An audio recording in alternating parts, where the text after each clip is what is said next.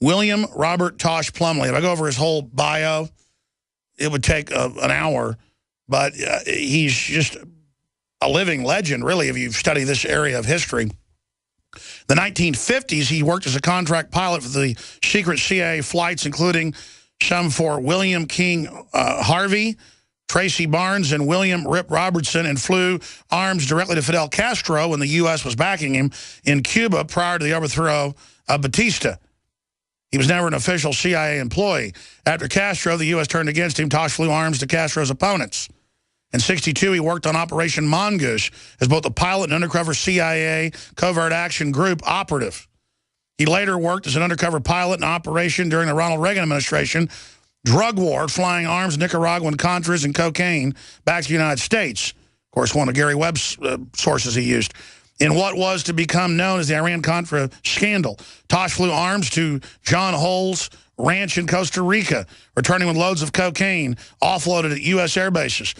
In '77, Plumlee testified. So he did all this after he testified to Frank Church and his Select Committee on Intelligence Activities. And he explains how he's still alive. He's part of the white hat government.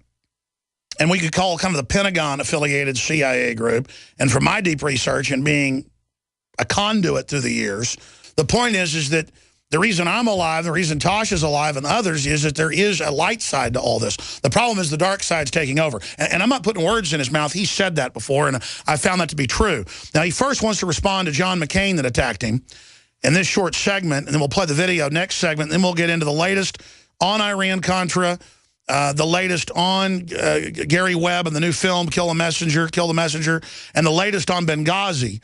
That's really the big issue. And his sources in NATO and in the military, the Pentagon, on what really happened there that's now been proven to be correct.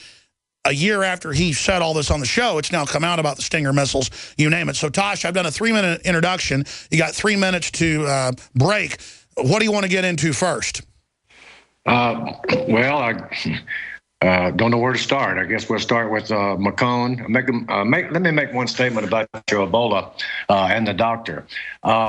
In my cases, when you fly into many, many different countries and you're there for a short time, something like that, you start to build up you're sensitized to believe that you're not going to come down with anything.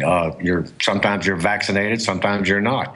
When you have hands-on, day in, day out, 24/7, in a situation like that, I've flown with some of the doctors, border doctors, and whether they're CIA or not, I mean, hell, CIA has filtrated everything out there, good and bad. But you'll see that they sort of get an attitude like, well, it's not going to happen to me. I've been dealing with these people. We went through this with the AIDS crisis in Africa. And then doctors especially began to think, well, I've been working this long with it, so I'm not going to catch it. In other words, I'm immune to it or whatever. And that could be because of lack of education and not knowing how serious this particular strain of Ebola is. There's many different strains of Ebola. Now, whether they're used as warfare or whatever, I wouldn't know that. And I'm not taking up for the doctor. I think he used bad judgment in going out and making contact. But I think it was probably more in good intentions because he honestly believed that he could not be infected. So he's probably a great guy and a hero, just thought he was bulletproof. Well, that happens to all of us. Some of us that say that we think that we're bulletproof, we find out we're not, regardless of what's out there. By the way, we're going to break, and I'll give you the floor when we come back. But talk about bulletproof. You have been doing covert operations since the 50s and are still doing it. Amazing. You've lived a charmed life, I think. Well, the reason, real fast, I know you're going to break. The reason for this is to put it out in the sunshine before the fact. We'll get into some of this stuff about Webb and so on like that, and my personal feelings along those lines. It's not easy to know these things and then keep them suppressed. Been recently threatened. I don't know how much he wants to say on air. I hope he says it all, because I don't even like knowing what he told me and then not being able to say it. But William Robert Tosh Plumlee is our guest. He wants to deal with John McCain first. We'll play the clip when he calls for it.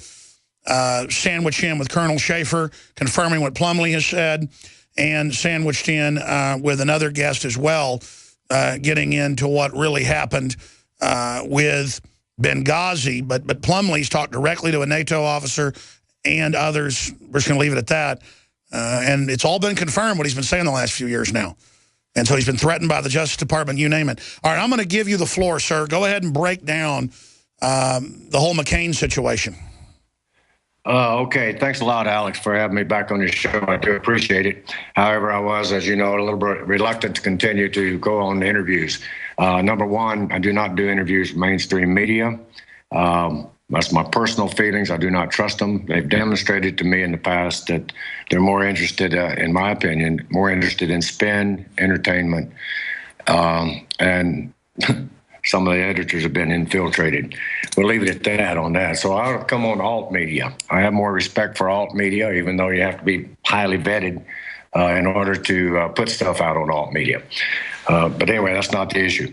I've been called over the years the CIA's Forrest Gump because of what I've been involved with in one form or another for, good gosh, in and out over 45, 50 years, or longer than that.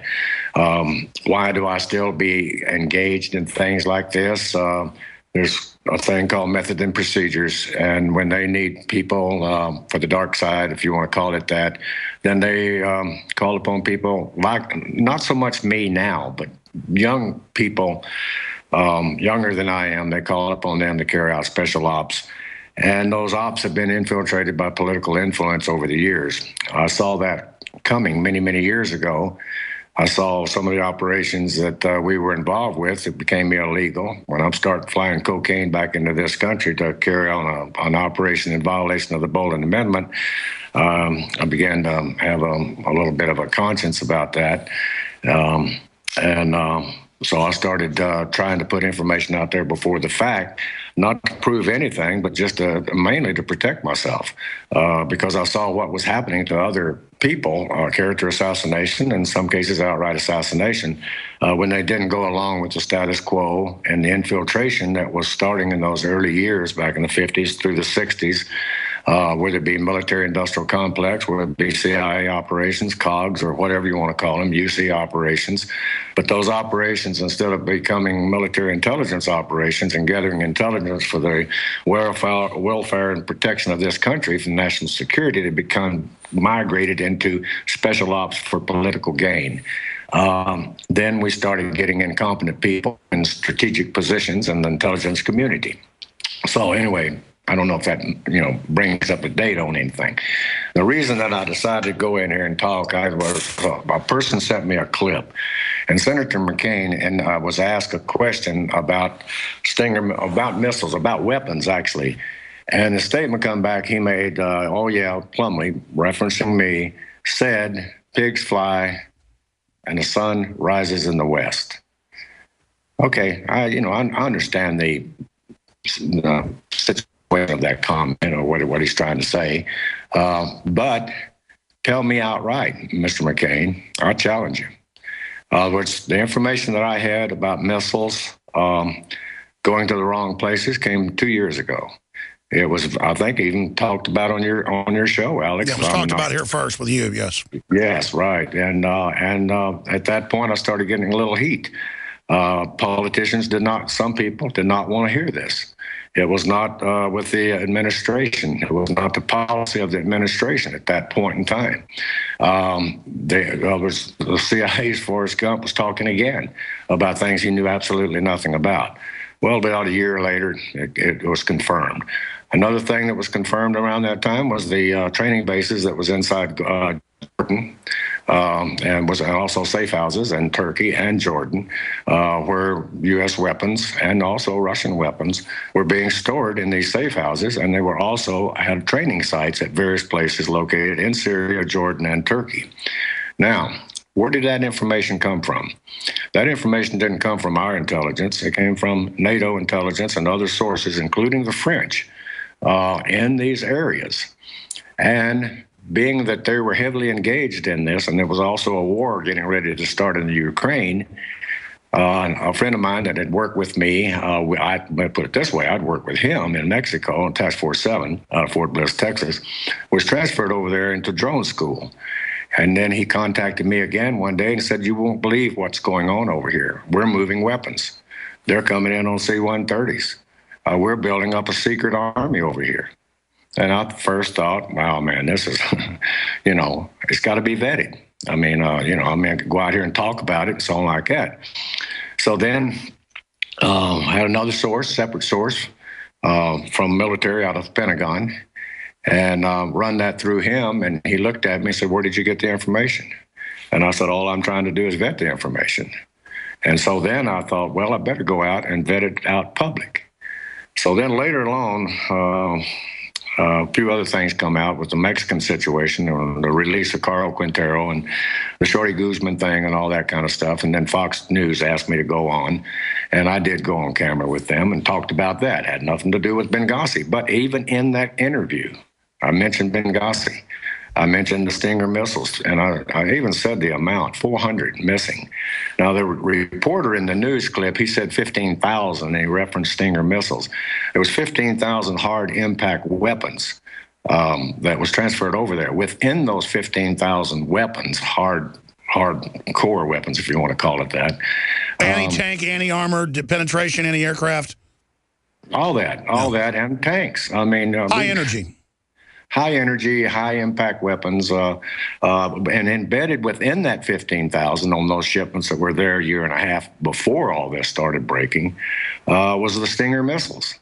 And then we found out that from the second source that worked with NATO out of the Pentagon, that there had been a series of reports that Ambassador Stevens had sent back to proper channels and through the intelligence community. The others, now I want to get this straight here.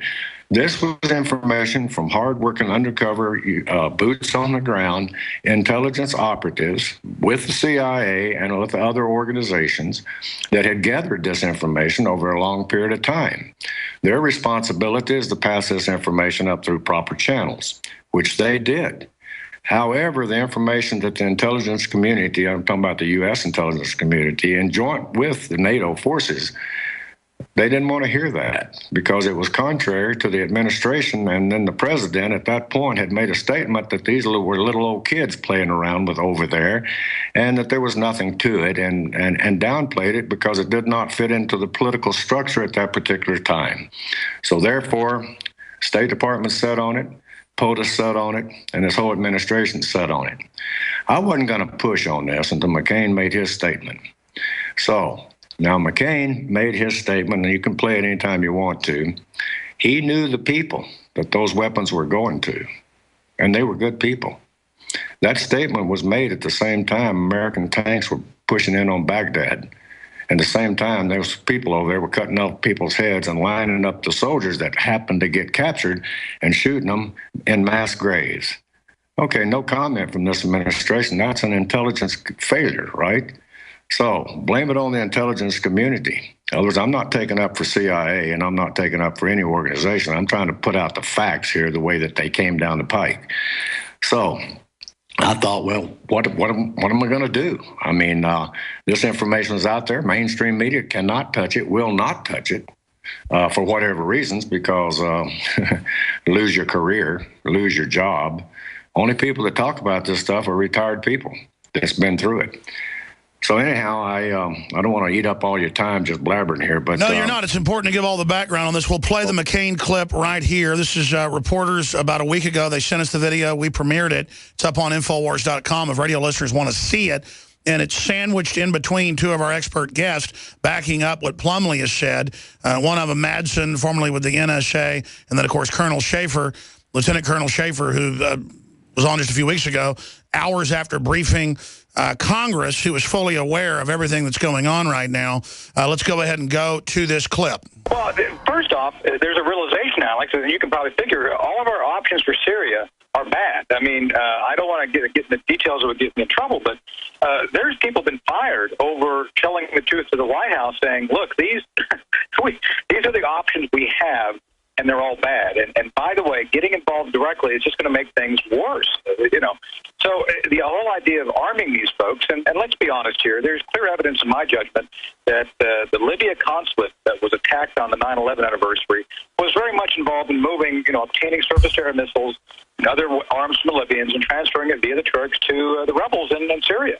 I just don't think it's in our interest to be doing that sort of thing based on the fact, as you mentioned, Alex, the chances are pretty good this is all going to come back and bite us someday. Senator, how do we know that the arms that are going to the Syrian rebels are not going to get into the hands of ISIS? Because if we had people who were there to funnel it to the right people, and I know these people, and I know who they are, and I know how to do it, and so do other people. It's this administration that doesn't want to do it, that is sending them to certain death when they're training them and not preventing Bashar Assad from barrel bombing them. It's disgraceful. Do you have any it's immoral. Do you have any comments about the arms deal from Benghazi getting into the hands of the Syrian rebels? That didn't happen. The 15,000 Stinger missiles? No, it didn't happen. It didn't happen. It didn't happen. Why would you think such a thing? Somebody is really not informing you well. Tosh Pardon me? Tosh Plumlee of the CIA said that the 15,000 Stinger missiles got into the hands of the Syrian army. Yes, and he also said pigs fly and the sun comes up in the west. Sure.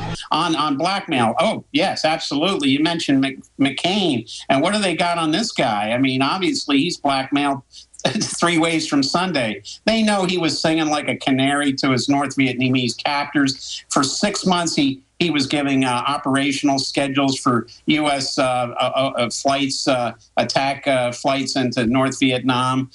He also was responsible for the terrible fire on the USS Forrestal that killed, over 200 naval personnel. And he was the first guy taken off because they knew he was responsible because of his hotshot antics. They called him Johnny Wet Start because he would flame his engine out as a form of hazing. All right, so sandwiched between those two experts, we had the clip with the Nolan report where they brought up Tosh Plumlee, and that's what McCain had to say to that.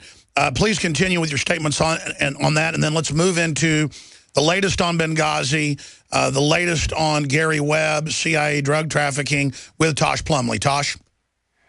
Okay, so after that statement, I was going to, number one, I've never had anything against McCain. I'm not a conspiracy or wherever he did this, he did that, so like that. In fact, at one time, I had a lot of respect for him. But I saw after he got in and the colleagues that he worked with, special interest took over. Whatever happened, I lost a lot of respect for him.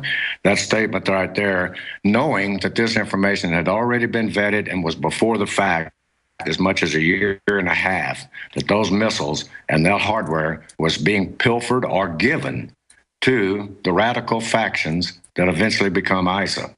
Now, they built an army within 2 years with our weapons and some of the Russian weapons. They didn't overrun all these bases. I have one question about overrunning a base. Anybody that's ever served in a hot spot in the country knows that the first thing you do when you overrun, you get rid of all the paperwork, and you damn well get rid of all the weapons if you got to blow them up. So that wasn't done. It wasn't done by the Iraqis as they moved out. And also the other part of those weapons over there that was being sent to the Middle East, they were not monitored. It was according to the direct commercial sales and the Foreign Energy Report, to make it legal in order to ship those weapons, they're supposed to be monitored at all times to make sure that they do not get into the ISA hands, right? There is a violation. There is a failure right there. Point one, the weakest link in the chain. That's the failure. We did not monitor those weapons. Now, whether it was a conspiracy to arm these people, I don't know. I don't get into conspiracies. I'm trying to stay strictly on the fact was that the information came from NATO through our intelligence community, passed up through proper channels, that these weapons were getting in radical hands. Ambassador Stevens found out about this. He had a contact that could buy back, quote, some of the Stinger missiles.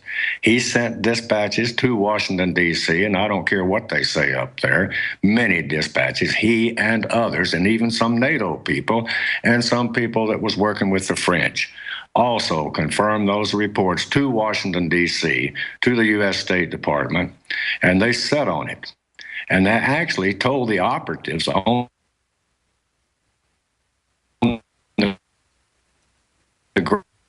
Tosh, I don't want to have a conspiracy theory here. Hold on one second. Number one, it didn't go in with it. Your Skype cut out right when you got into the new information. You've never gone this far. Your Skype cut out for about 20 seconds right when you got into the confirmation that this was happening and they sat on it. Your audio cut out. Please repeat. Okay. This information from the intelligence community and the undercover operatives that work with NATO and other sources inside the Middle East that had put their lives on the line to gather that intelligence, passed it through proper channels to Washington, D.C., the current sitting administration, and also to some of the senators that was supposed to be monitoring what's going on. That information was on more than one from multiple sources written and sent to the State Department complaining about what Ambassador Stevens had said, that he had an opportunity through sources to buy back the Stinger missiles, or some of the Stinger missiles. So the administration came out and said the intelligence community's information was totally wrong. You've had some people from the Pentagon. This information came from the Pentagon. This information was leaked by retirees that had worked the operation as much as 4 years ago. They were concerned about the weapons being lost and getting in the wrong hands. They are the very people that said that somebody was training people in Jordan and in Turkey. That's why the Turks don't want to play with us too much, because it's going to expose this. Those documents, those letters, those asking, what do we do? The information on memos was sent to, quote, this administration. Stay there. This is incredible.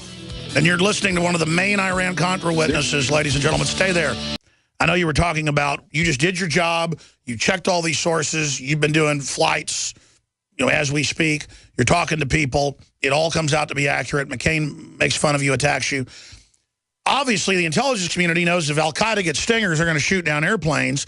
That's going to be a big issue. They want to stop it, not just to be good guys, but so they don't get the blame. And then why would the government, why would Obama, why would the State Department think that this wouldn't blow back on them and they could just have Stevens killed and covered it up? Because they're incompetent and they have no idea what they're messing with, and they have no idea how to run this war, and they put people in strategic positions that are not qualified, and therefore we have what they call intelligence failures. What I'm saying, it's not an intelligence failure, it's a political failure at the highest levels. We have no leadership, we have no direction, we have absolutely no plan. Now, you mentioned about the Pentagon. Some of my sources are friends of, hell, some of them are the children of some of the people that I flew with way back when. So I do have a little bit of a lineage of a contact, but it's very important for me to make sure that I get my dots in the right places, because character assassination is out there in the wings just waiting for me to screw up. So now back to if you remember, around the time when we had some of the people from the Pentagon and the intelligence community coming forward, trying to tell the American people. Keep it right there. I'm sorry. We had to go to break. Huge whistleblower on so many fronts. Please continue where you were getting to in the intelligence community in Benghazi. Okay, now, if you noticed back around the time, we had a couple of generals that were getting ready to talk about this out of channels. Administration jumped them. I think those guys were asked for early retirement. A couple of people up there, colonels and some birds and different ones were talking about this and was warned to shut up. It could affect their careers. Some of them have actually retired and come out and now have talked about what we're talking about here. So we have the Pentagon and intelligence gathering, getting up and being blocked. And then the main thing was the letters that Stevenson wrote to the State Department, basically asking what to do. This is what we found. This is what Iraqi intelligence is telling us is going on. What do we do? Now, that was the reason that I devised the 11 Benghazi questions, which you posted over a year ago, or about a year ago, on your program. And one of those questions specifically stated, will someday we be fighting our U.S. weapons on some foreign battlefield? Simple yes or no. To anyone, Senate on both sides of the aisle, that would answer simple yes or no. The 11 questions were based upon the same documentation that Senator Ambassador Stevens had written asking the State Department and others in the administration what to do. That jeopardized the official position of this government.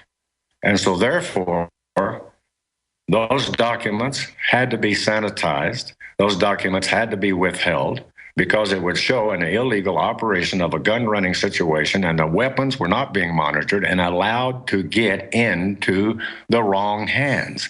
Now, if this was purpose or not, I have no way of knowing. The fact remains that U.S. weapons, and I'm talking about tanks, Humvees, launchers, missiles, over $6 billion in weapons, just that I know about, that I've been told from sources out of the Pentagon. The reason that I was contacted by NATO is they don't know what to do. Mainstream media does not touch it because they've been infiltrated through the old, what I call the old Mockingbird project, and I know, Alex, you know what I'm talking about, where infiltration of CIA operatives into the as journalists in order to stop this. And the worst of the political class that just absolutely are totally incompetent, they'll just lie. That's who they stick in there. Well, that's right. And then some of this, when we get into where they say this is a conspiracy on the part of this administration and elements within, sometimes I disagree with that. What I see is total incompetence. These people up there have demonstrated, and I use that word over and over and over, they've demonstrated to me that they're totally incompetent to even run this country. And that is shown by the people that they put in that are not qualified to put in these strategic positions and infiltrate those people into the intelligence community. And then they sit and suck up the information if it's not in line with administrative policy. So it's not an intelligence community failure. It is a political failure. That's right. The political groups are in control, and that's why they can just lie to people on so many fronts now, is because we literally have political state-run media. Finishing up on Benghazi, and then you wanted to get into Kill the Messenger, Gary Webb. You were one of his main sources. You were Congress's source. Everything you talked about on that's been vetted and confirmed. And it's a testament to you doing the right thing and then continuing to do contractor work. Because there are a lot of good people in the system. And as you pointed out, most of the good intel I get fighting the tyranny is from the Army. And I'm not lionizing the Army, but it was Fletcher Prouty at the Army that exposed the JFK thing. I know you were very intimately involved in those operations, Bay of Pigs, you name it, not just on the aircraft, but on the ground. A lot of that's highly classified. You say you're going to break your silence in Dallas on the anniversary coming up. But I think for your safety, let's just spill as much guts here as possible, including what you told me about Mexico and ISIS. Because I don't like knowing that. The crew doesn't like knowing it. Can we please just get as much as you told us out there so they don't come kill us all? Well, okay, sometime back, am I on now? Yes, sir. Okay, sometime back, there was information came, go back to the Mexico thing with Task Force 7 out of Fort Bliss, Texas, which Bill Conroy, Narco News, covered this goes back to 2010, of weapons going across the border. That led into the Fast and Furious, which they tried to blame on mom and pop drugstore gun sales and illegal stuff. Then later these weapons began to show up that could not be traced back to mom and pop gun stores, but they came back through the direct commercial sales program, which this administration's supposed to have been monitoring to make sure that those weapons did not get into the wrong hands. However, those particular weapons ended up in this Zetas' hands and other gangs that later came into cartels. And then as a result of all that, during that period of time, over 80,000 people were killed inside Mexico. Mainstream media did not cover any of that. Our neighbor next door and their drug war and war was going on with the cartels down there did not cover that. Bill Conroy, Narco News, and also my friends at SalemNews.com, they did cover it. And then also OC Weekly up in who Nick wrote the book about Kill the Messenger, I believe. Which was eventually made into the movie. I'm going to stop up here and go into the Colonel Sabot killing. Gary Webb received the map that I'd given to Senator Hart through his security advisor and Senator Hart before the monkey business. There was a sabotage on that situation. But at any rate, the map had all the staging areas. It had the aircraft ID numbers. It had the routings. It had the coded names, and it had the people involved, which led into the Iran-Contra. The information started going out to the senator. In 1983, he wrote a letter to the effect, turned it over to the Senate Armed Service Committee. Quote, they refused to investigate it. Even when the weapons showed up in cartel hands, laid out all over the plazas that had been firefights in that region, this administration and the other administration refused to acknowledge that there was any problems going on with the Zeta getting U.S.-made weapons. Okay, so there's the Mexico deal. Then let's go over to the other side of the country. At that point in time, later, weapons began to show up in Jordan, in Turkey. Same MO, same operation, out of the direct commercial sales program. I started trying to vet this stuff to make sure that I wasn't making any mistakes about the dollar amount. Follow the money. Where is it going? Cutout companies. Did it go back into campaign contributions? I don't know. I started working on that, and then the wrath of God came down on me through anonymous deals, through character assassination. Tosh, you better shut up. Oh, you're getting way off base here. There's nothing to this. You're a conspiracy freak. Why do you want to take pop shots at Obama? He's a good man. I don't know what they're planning up there, but I do know that the incompetency is causing almost a damn conspiracy. It's making me wonder, are they really involved in this, creating diversions that takes us away from what's really going on? All right, now I start talking like a conspirator.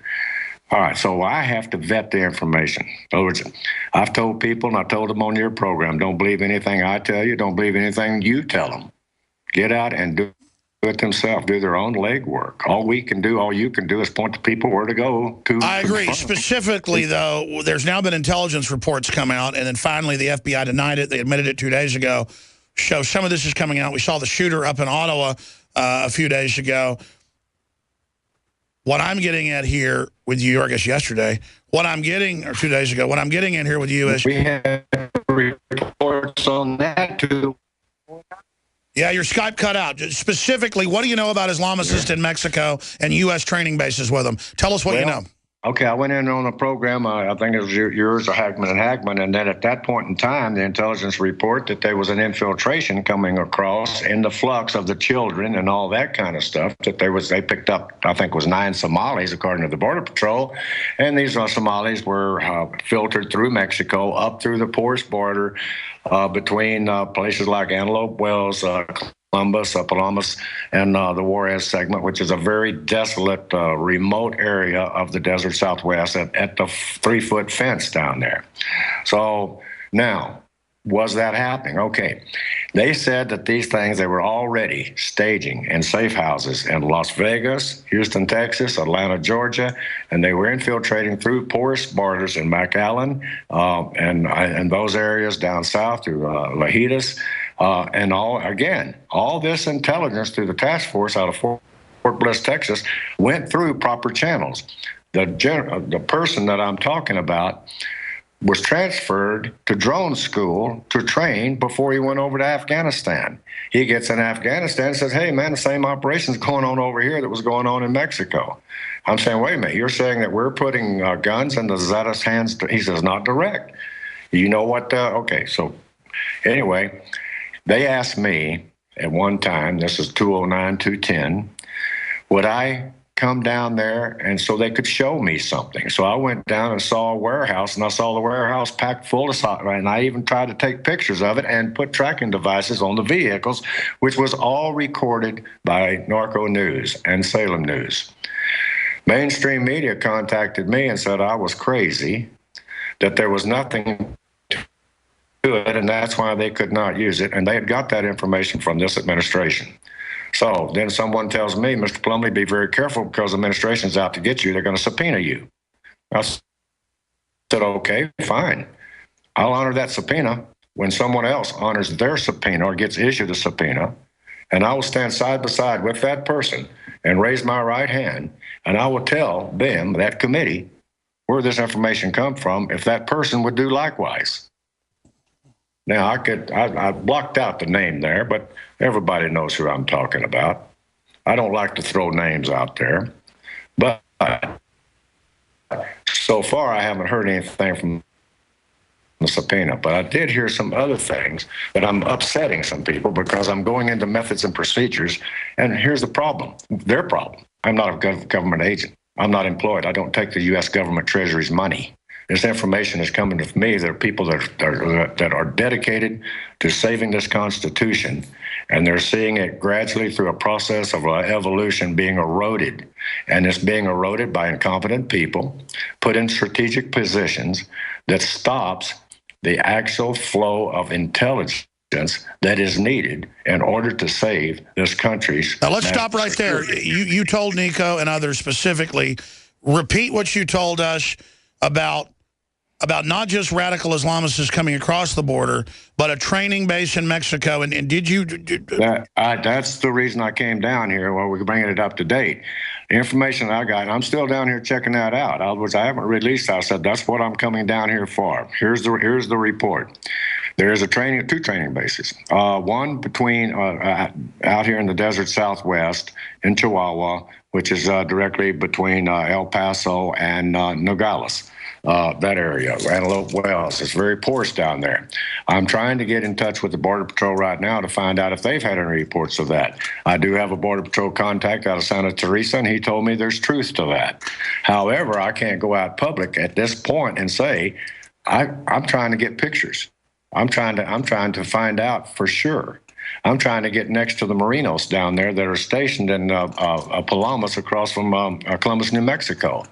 In other words, they did a raid on a ranch here back in 2010, and it's recorded, and pictures of us shaking hands with the Border Patrol as the Mexican Marinos was raiding the ranch, and they found weapons there, U.S. weapons.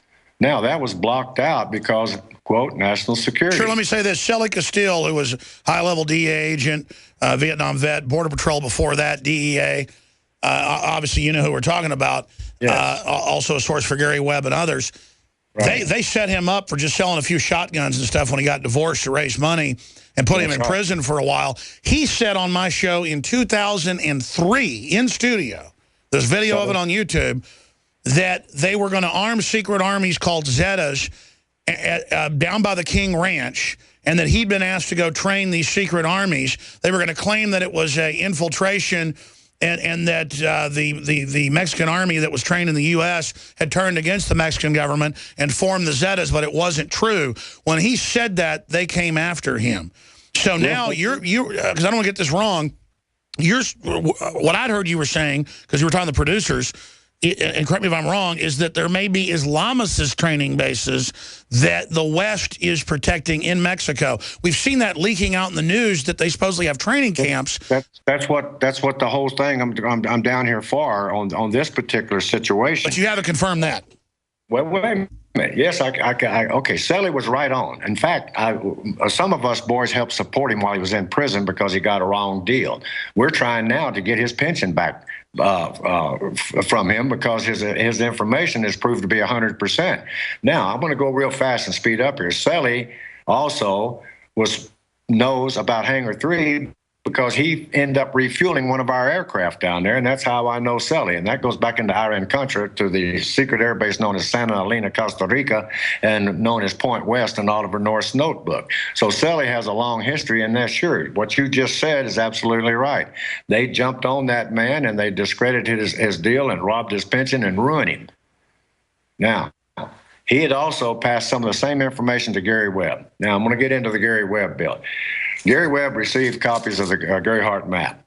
Also, there was a Marine colonel that allegedly committed suicide, but they say it was murder. Okay, get into all that kind of stuff. At one point, Webb had that, but Webb could not connect the dots. Webb was a damn good reporter. He could not connect the dots to where Sabo had direct contact that these drugs were coming in and being pilfered out of El Toro to the black community in L.A., basically Ricky Ross. I went to and talked to Maxine Waters and Ricky Ross' attorney, and I told him this, the same night that Sally and Michael Rupert, who has also recently committed suicide, had challenged CIA Director Douche at that particular point in time at the high school. I went on 6 o'clock news that night and said I didn't want to see a race riot started over this information. The dots had not been connected at that particular time. Webb did not use the Sabot story because he could not confirm it as being factual. That did not upset me, and it did not upset the other people. In fact, we supported Webb the best that we could.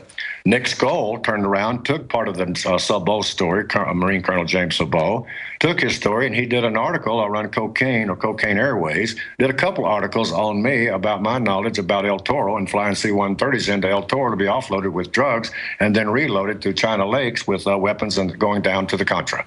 All right, that was also confirmed by Gary Webb and his security advisor, Bill Holden. That's all record now. That's all, okay, that goes to the Kerry Committee. This was all testimony of the Kerry Committee, and they classified my testimony and also classified what Selly had told them, their investigators. He did not go in front of committee because he was DEA. That information was confirmed, but yet they went after him on weapons that he sold. And in law enforcement, they exchange weapons all the time. Hell, we sell, shit, want to buy this one? Hell, no, I got this one. This is a good Smith & 40. This is a 9. This is a Ruger. You know, oh, yeah, okay. Well, he just had a divorce. I remember he was having money troubles on my show trying to sell books. He went and tried to sell like 10 of his guns at a gun show in the divorce, and then they came and grabbed him. That's the way the ball goes. In other words, Selly made a bad mistake. Now, look at hindsight, so quarterbacking, yeah, he knows it. When he was in prison, I sent him money down there and helped him out. And we talked about it. And I told him, I said, Selly, you got to get out there public. And we're getting off on Selly, but this ties into Webb. Webb and also to Nick Skoll. The book, the article, I Run Drugs for Uncle Sam, was published in 1990, April of 1990, before Colonel Sabot was killed, and that map was recorded in that article. That article through San Diego Reader has now been made into a book. Not my book. I don't have nothing to do with it. Also, Gary Webb knew about all that because he was receiving information, because he was working on the Ricky Ross thing, but he could not connect the dots to prove definitely. And 2 months before he died, he called me and he said, I'm ready to come on your show. I want to put this stuff on the website. I've connected the dots. He called me and asked me, what should he do? And I hadn't talked to him in about 6 months. And I said, what do you mean? Okay, now, Nick, I'm not saying, okay, I'm not saying, on the Gary Webb thing, here's my position on that. Yes, he committed suicide, but he was programmed through the Merkel things, and you can verify this through The Men Who Stared at Goats, that movie, because on the back scene of that trailer, the documentation is proving there from Merkel, Mockingbird, and all these kind of things, or psychological warfare, sublimination, that can pressure until they can subliminate and make you do things to yourself that you normally wouldn't do. Now, that's my position. So you think they may have grabbed him and programmed him and then had him do it because... I think he was programmed a year before he did the act because he was gradually getting on to things that was best left unheard of. Okay, Rupert, same way. And also Sully Castile. And I'll tell you some other people out there as good people. DEA, Hector Bareilles, and Phil Jordan, the El Paso intelligence. Okay, they've got the whole story. The documentation was released to the committee, which turned right around and classified a committee secret, sensitive top secret, and is still classified today. So here we are, the people that was involved in these ops, having to fight our own government to get our stories vetted and public in order to stop this money flow that's going into campaign contributions through the sale of illegal arms international. And that's still going on today, in my opinion. That's what I'm working on. That's why I have to come out here and let you people know this is what I'm working on before the fact. Otherwise, I'm going to go to a federal prison and be shut up, or I'm going to have an accident like Hastings and some of these other people. Now, okay, that makes me they blew Hastings up. I even talked to his friends and family, and he was running from the feds when they killed him. Well, all right, there you are. I mean, you've heard me say this, and I've said it on your program. There is another world out there that the 8 to 5 American cannot even comprehend that exists. And some of us guys play in that world. I call it the sandbox. And some of us don't play too smart, and that's what they want. Now, okay, back to the Webb deal. So Webb, I'm not sure of the date, but a couple of months, weeks, maybe, whatever. What should I do? Man, you got to go public. I can't go public because I don't have the goods. The dots aren't connecting. Okay, what could I do? It wasn't a question that they're going to kill you. It wasn't a question. Okay, that came later. In other words, his editors, who I think some of them worked for the CIA or took some of the CIA money to discredit that man. And well, it actually came out that the L.A. Times was with a CIA operative as its head. The CIA declassified that 2 weeks ago. Tosh, here's what we got to do. Will you come back on just on the Gary Webb issue next week via Skype for 30 minutes so we can finish up? Yeah, I think it'd be a dang good thing. Well, listen, if you want to get this out now, we can give you a 30-minute break and have the Nightly News interview you just on Gary Webb for the Nightly News, get it all knocked out of the park right now. Well, here's the thing. Okay, we can do it. Let's let this digest here. Sure, we're out of time. We'll do it next week. I want to thank you. I want to thank you with your courage. You've been vetted by Congress repeatedly, and you've been doing this forever. We thank you so much. You're an amazing individual. We'll be back with the author of the Biological Weapons Treaty. We're on the march. Stay with us. The empire's on the run. Professor Francis Anthony Boyle is a leading American expert in international law. He was responsible for drafting the Biological Weapons Anti-Terrorism Act of '89, the American implementing legislation for the '72 Biological Weapons Convention. He served on the board of Doctors of Amnesty International and represented Bosnia and Herzegovina at the World Court. He serves as a legal advisor to President delegation to the Middle East peace negotiations in '91-'93. He delivered the Bertrand Russell Peace Lectures. Professor Boyle teaches international law at the University of Illinois. Champaign is the author, and I'm not going to go over all of his books that he's written, dozens of them. He holds a Doctor of Law, magna cum laude, as well as a PhD in political science, both from Harvard University. And his most recent book, Destroying Libya and World Order, The 3 Decades U.S. Campaign to Terminate the Gaddafi Revolution, available on Amazon.com. We appreciate him being so available the last few days. Thank you for coming on. What is your take on what's happening with Ebola, sir? Well, thank you for having me on, Alex. And just one point of clarification, that Biological Weapons Anti-Terrorism Act that I did draft is on the Federal Criminal Code. It was passed unanimously, my legislation, by both houses of Congress. Yes. And signed into law by President George Bush Sr., a conservative Republican. So it's not as if I'm doing something here at the behest of liberal Democrats.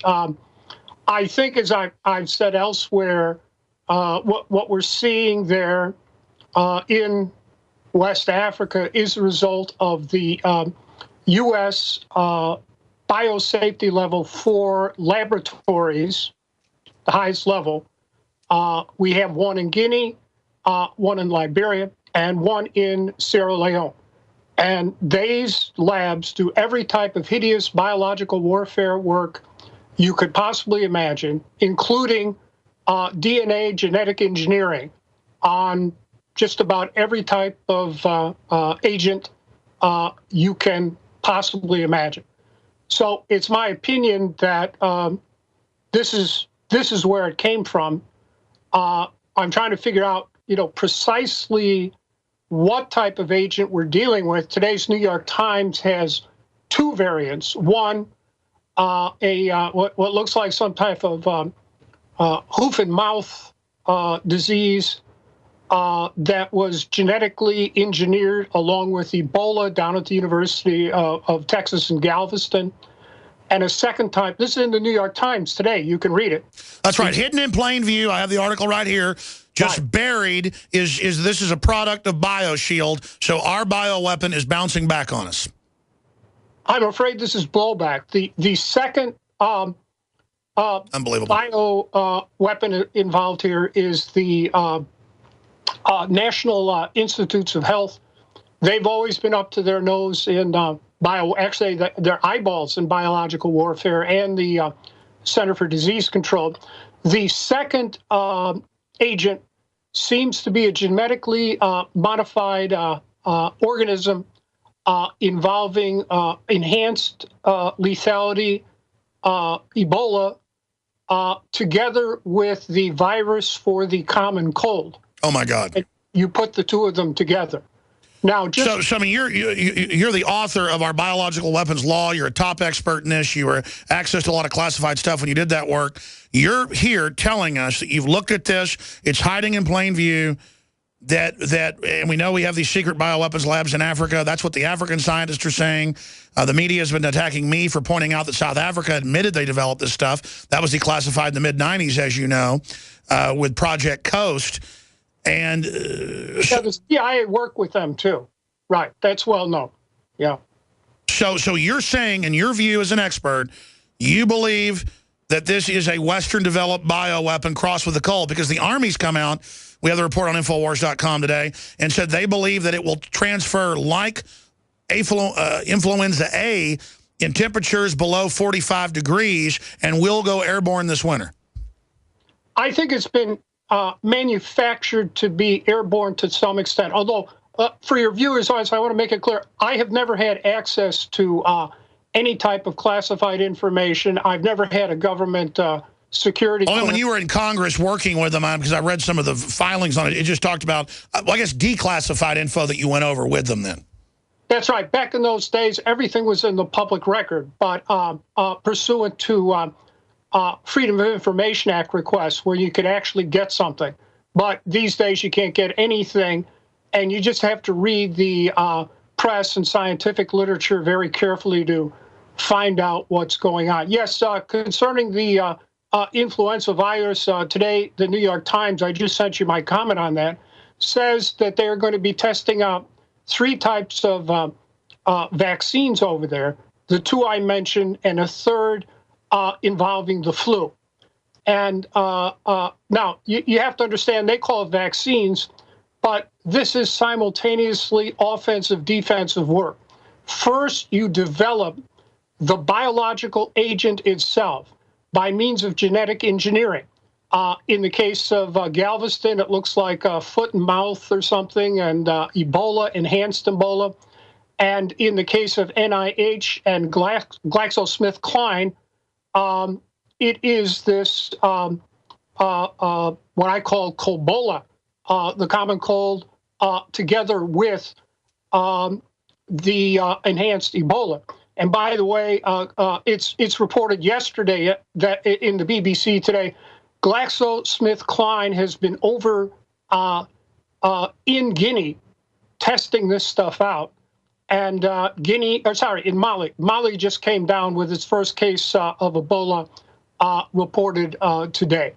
So the third variant then appears to be some type of Ebola, enhanced Ebola, with the flu. So that'd be even more contagious than the other 2, if that's what the New York Times says they're going to do this. And we have to understand, the weapon comes first, and then the vaccine comes second. So when they say they're testing out vaccines with GMO, that also means they have the weapon. And they very well could be just using the weapon and withholding the vaccines. The positive point here, though, Alex, is this. It's a fundamental rule of biological warfare that you do not launch a biological warfare attack on anyone unless you have already developed an effective vaccine by use of the same technology.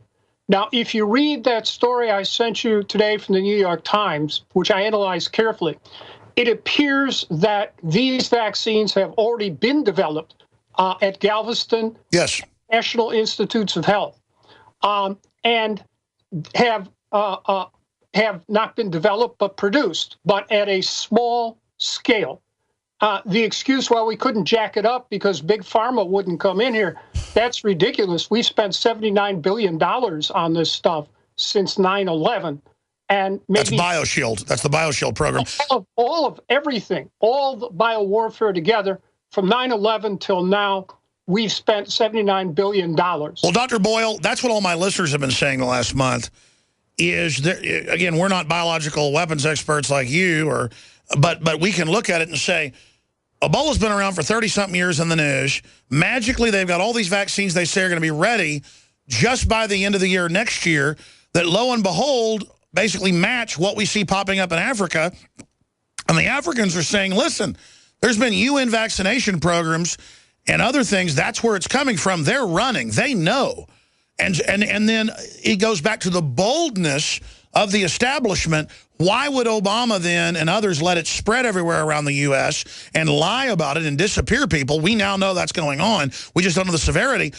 Then I guess it's to hold the panic till they're ready to roll it out and then pose as saviors. It just seems like such a bold move. I really, this is the most crazy thing I've ever broadcast on. This is overwhelming me psychologically. I don't know what to say, Dr. Boyle. What do you think's happening? Yeah, it fits the pattern of what happened on September 11, 2001 with the anthrax attacks that we know those were U.S. government agents involved. That was super weapons grade anthrax manufactured at Fort Detrick and Battelle, Dugway Proving Ground. And we know that the entire White House was on Cipro prior to those attacks because they knew the attacks were coming. That's Associated Press. Right, that's all over. So my assessment of the situation is that Galveston and NIH already have these vaccines along with the agents, and I suspect our elite have already been administered these vaccines to protect them from the blowback, which is undoubtedly coming. If you look at the New York Times there, they've been working on these vaccines since Ebola was first sent. The WHO, which, by the way, does what the CDC tells them to do, ordered Ebola in 1976 sent to Porton Down, which is the British equivalent of our Fort Detrick. And that's where they got caught doing all the Mingala experiments on the troops. Right, and that's their Fort Detrick, and it obviously was sent there for weapons purposes, and then it was sent to CDC, and CDC has always been up to its eyeballs in biological weapons. I have an official government document here establishing that CDC was doing biowarfare work for the Pentagon no later than 1988. And they had to have constructed the lab before that. So CDC is in on this. But they've had all those years, from 1977 till now, to develop the Ebola as a bioweapon and a vaccine. And now they magically have it.